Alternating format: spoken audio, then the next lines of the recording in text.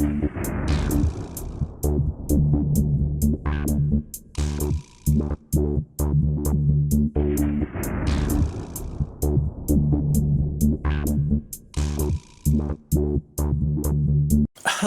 it's system re-evaluation time, let's call it that. Some of you may have seen the video I put up last week reviewing this, the Anbernic RG552, in which I said don't buy it because I was really bordering on outraged by the fault my one had with the trigger button. It failed due to shoddy construction. Let's be honest, it was shoddy. Now, I've calmed down a bit since then. I'll be honest, I'm not happy with that video entirely because my perspective was very coloured by that failure of the trigger button, and I was pushed for time. I was trying to get it done on I wouldn't say a deadline I had set myself.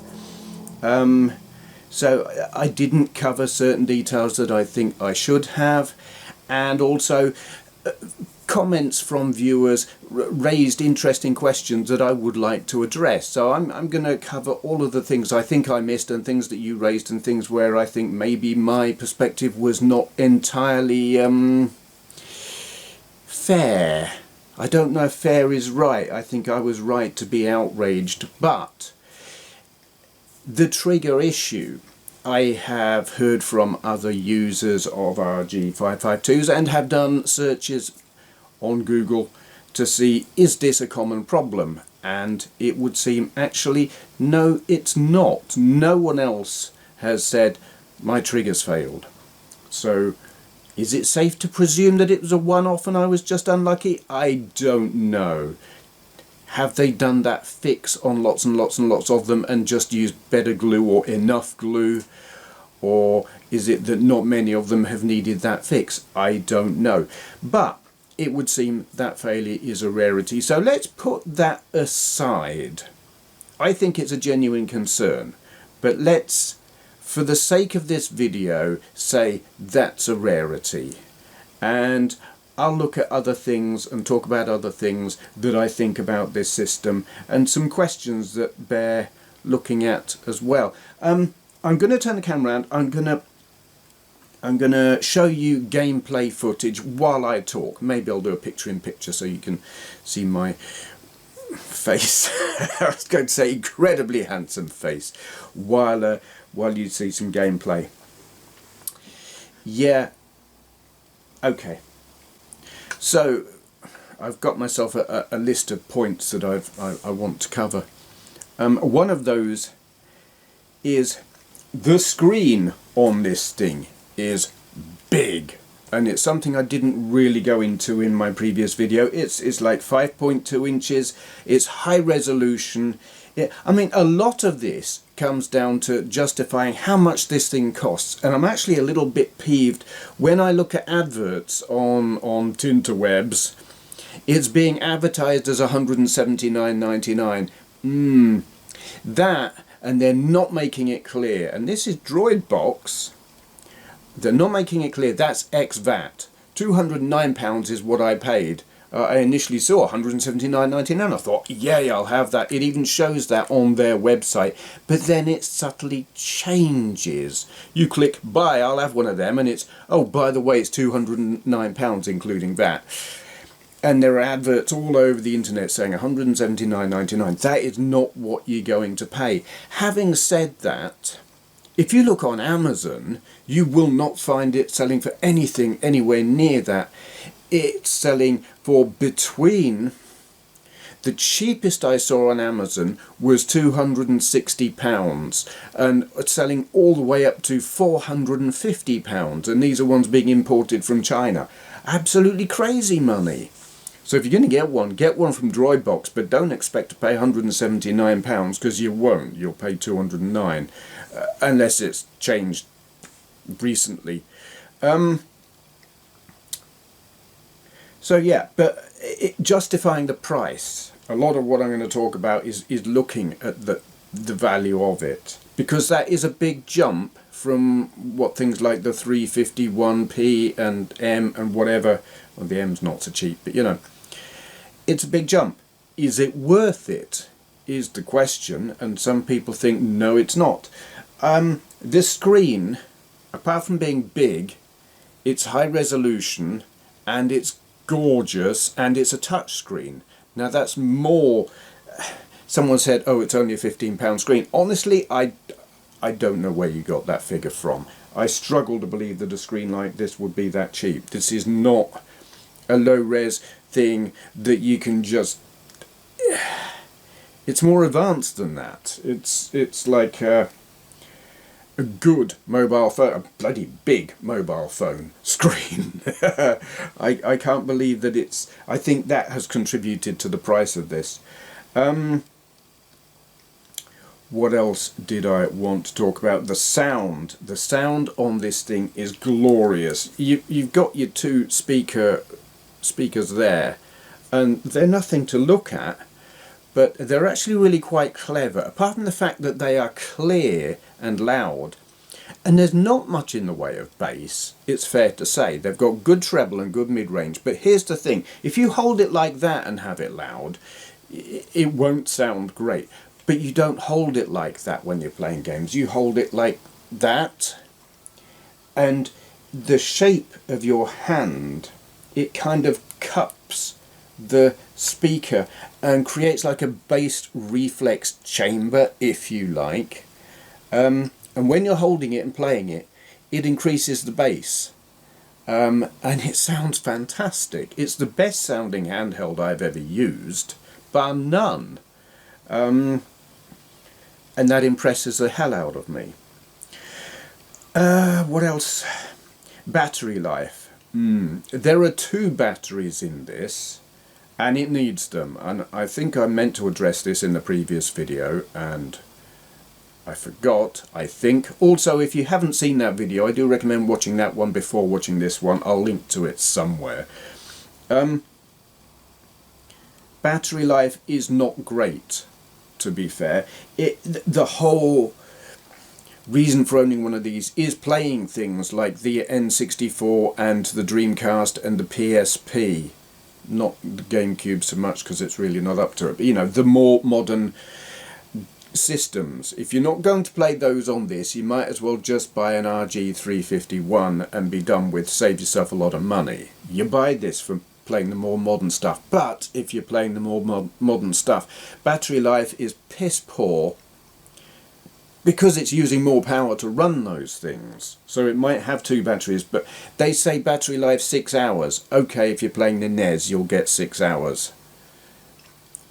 But you don't buy one of these to play the NES. If you're playing PSP on this, 2 hours, I would say. 2 hours is about the best you're going to get, and that is not great.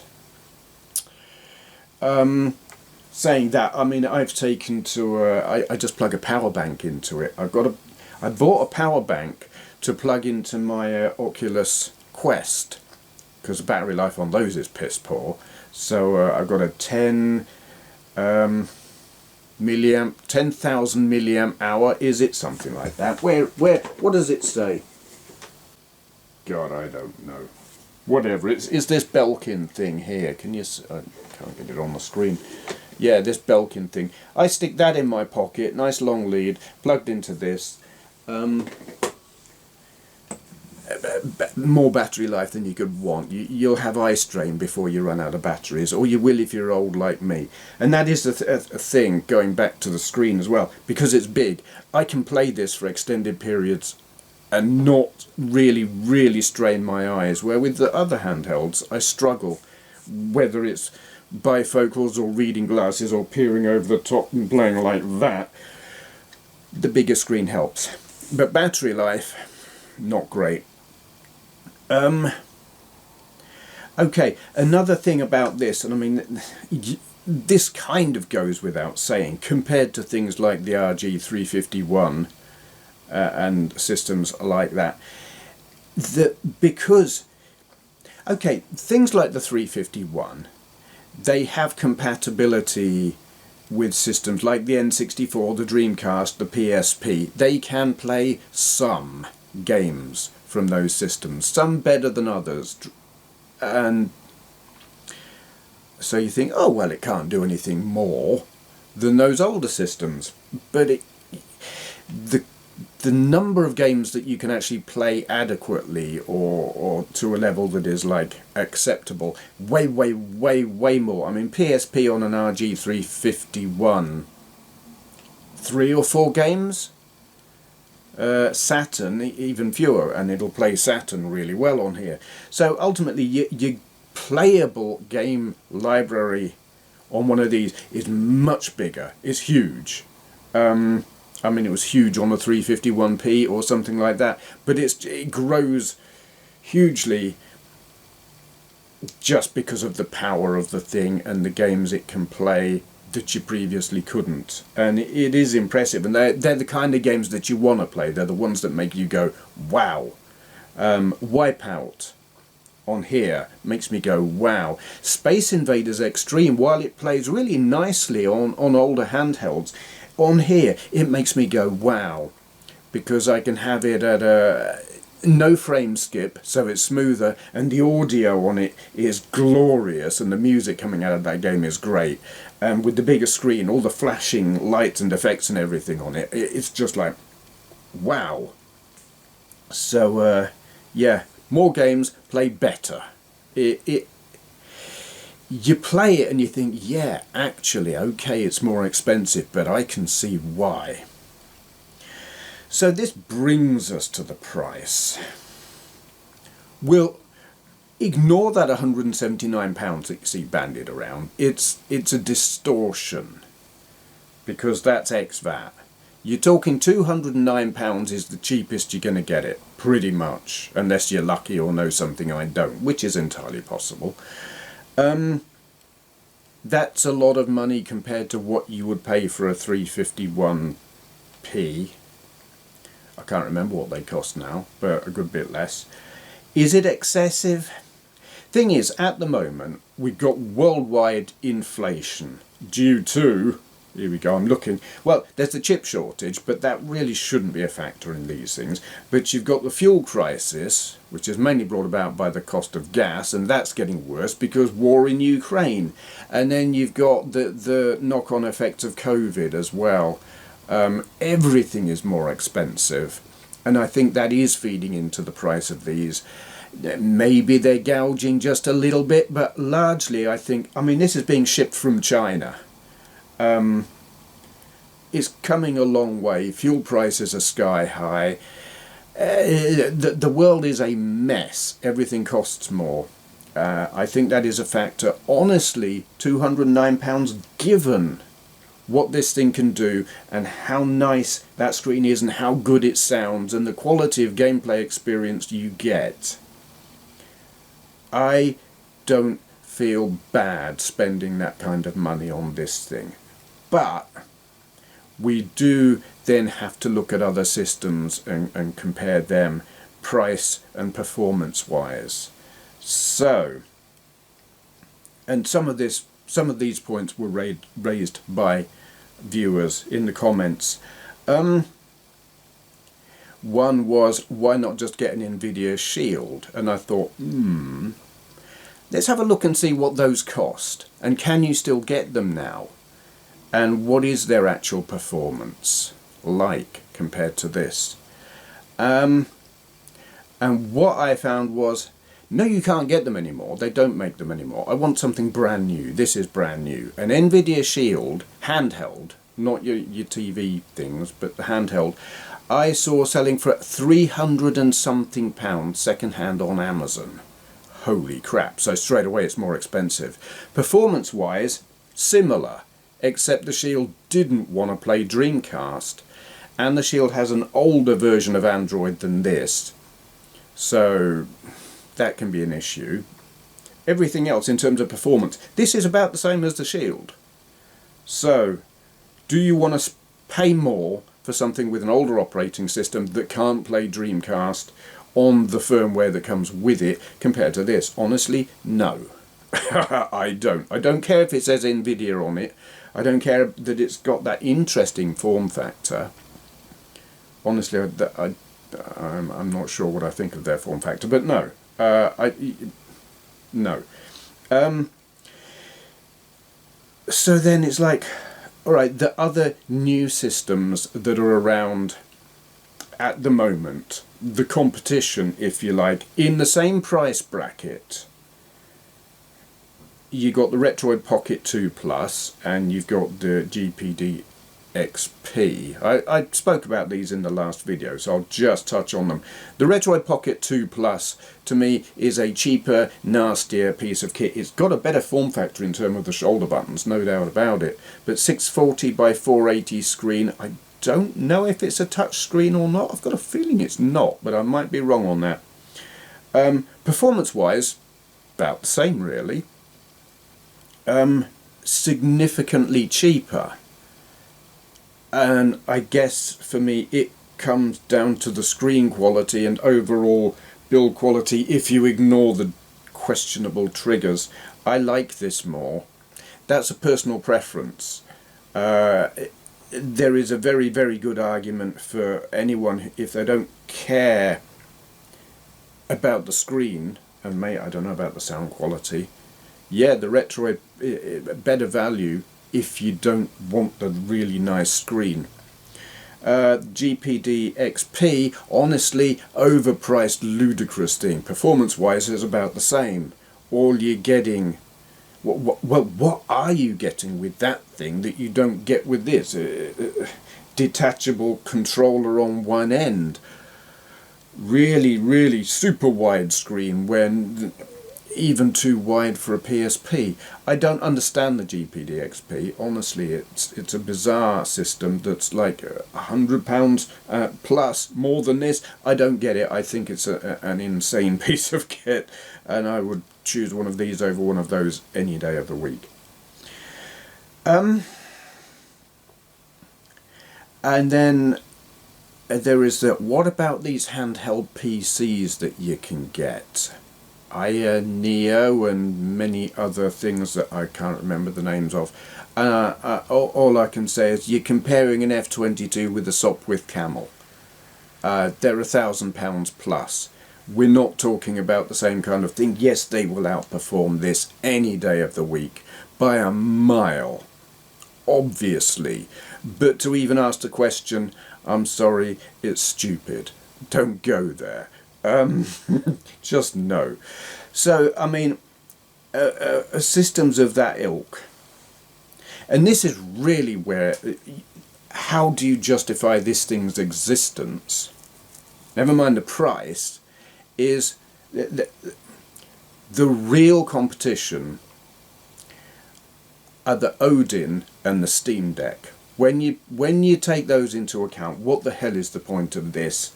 The Odin will play and emulate up to the PS2. GameCube and PS2 really, really well. And the Steam Deck will play PS3, it'll play 3DS, it'll probably to a degree, I think, play some Switch, I think. Don't quote me on that, but I think they're touching on that. But all I can say is price is cheaper than both of them, a lot cheaper than the Steam Deck. I mean, Steam Deck is like, we're talking, the base model is like 350 quid, so 150 quid more than that. That's with the eMMC 64GB storage. And then you're looking at, what was it, you're approaching, God, I can't even remember what the prices are, 400 and something pounds, something like that for the mid-range one. Yeah, you could justify this on price compared to the Steam Deck, if not performance. But then you got the Odin, which I don't know exactly what they're going to cost at retail. The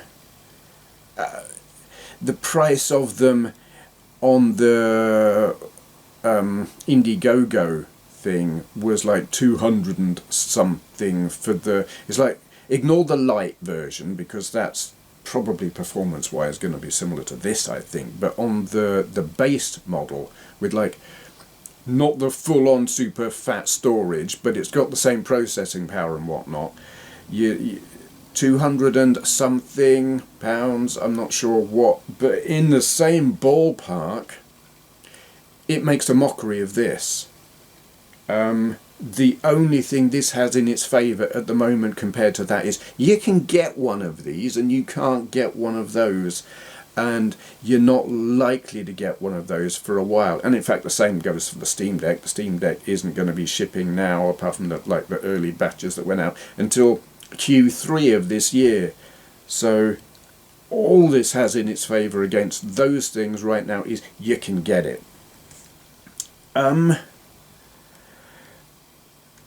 The Odin is going to ask some very, very serious questions of this when it comes to price and performance. The Steam Deck, I kind of think it's in a different ballpark because of the price. I mean, its performance is phenomenal and I want one, but that's neither here nor there. Can't get one, can't get the Odin, but when you can, this has some serious questions to answer in terms of price and performance. I think they will have to drop the price.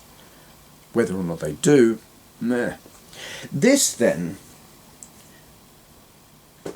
brings me to a question. Where the hell is handheld emulation gaming going to go in the near future?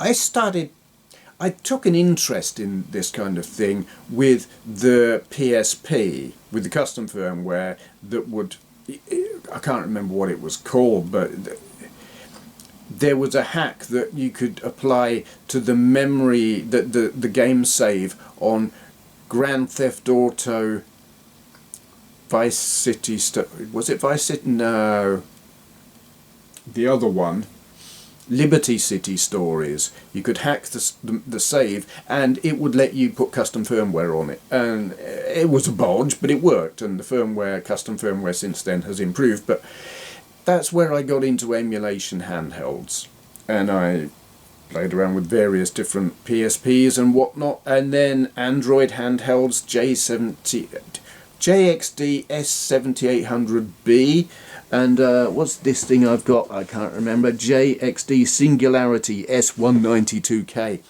But they're a different kettle of fish altogether because they're huge and heavy and quite expensive. And this thing now actually beats that Singularity handheld tablet thing. But anyway, the kind of stuff that I'm interested in at the moment, the little affordable handhelds, to my mind, started in 2019 with the LDK game. Stuff based on the Open Dingux firmwares, like open source Dingu firmware. And at that point it was like struggling to play PS1 games, and that was in 2019, and by the end of that year you could play PS1 quite adequately on things like the RG552, and then things moved ahead onto the RG351 type stuff, the RK226 whatever, can't remember. And you could play PS1, and you could play a bit of N64 and a bit of not much PSP, but you know, things had stepped ahead a generation-ish. So in 3 years we've gone from being just about able to play PS1 to just about being able to play GameCube. Just barely, one game, slowly, badly, so you can see what it looks like. That's a big leap in a short space of time. You've got the Odin that can play GameCube and PS2. You've got the Steam Deck that can play PS3. So let's say in a couple of years from now, you might just have affordable-ish, maybe this kind of price range stuff that can play, just start playing PS3. And I had thought PS2 is the limit. You can't do PS3. What about the storage? You're talking 50 gigabytes on a Blu-ray, or something crazy like that. And I still think that will be an issue. Just downloading. I mean, a lot of those games, they don't work unless you download an update to them. So I don't know how they'll get around that. Yeah. I kind of see it as after the PS2 you sort of hit a brick wall maybe Xbox 360 emulation, because they were still on DVDs. I don't know. Where 3DS, that would be a desirable thing to have. I mean, okay, I've got one, or an actual 3DS, but the idea of having all the different systems in one thing. I don't know. I can't see where handheld gaming is going to go after a certain point. I would be interested to hear thoughts on that, your thoughts, because I don't know. Is it viable after a certain, when you hit the PS3 kind of stuff, with where the file sizes are so enormous, and a lot of the games they want you to be online. That's more on PS4, but did you need to be online to play Gran Turismo 6? Can't remember actually. And how the hell would you get that onto a handheld? I just don't know, because I mean it's just update after update after update. It was silly. Yeah. Okay, so I mean that's just a waffle and a random I wonder. But as for this thing, I think, ignoring the trigger, we'll say that that was a rarity. I might be wrong, but that's what my searching has suggested. The trigger issue on this is a rarity, and I have fixed it and been using it quite a bit. My reassessment of this is, in terms of emulation handhelds at an affordable price that you can get now, this is the best thing you can get. It's the best handheld in this ballpark, price wise, in terms of performance. Ergonomics, not so much. Okay. That's about all I've got to say. I felt I needed to make this because I wasn't, when I look back at it, happy with the video that I have made. Yeah, and hopefully you'll also get some idea of the performance of it from the gameplay footage, which I should have shown while I'm here waffling like this as well. So thank you for watching. Look forward to hearing your thoughts on that, and I said thank you for watching already. I'll go now. Ah, yes. So, I rigged the button that releases the hound to that subscribe button. Oh, hello, yes. Do subscribe.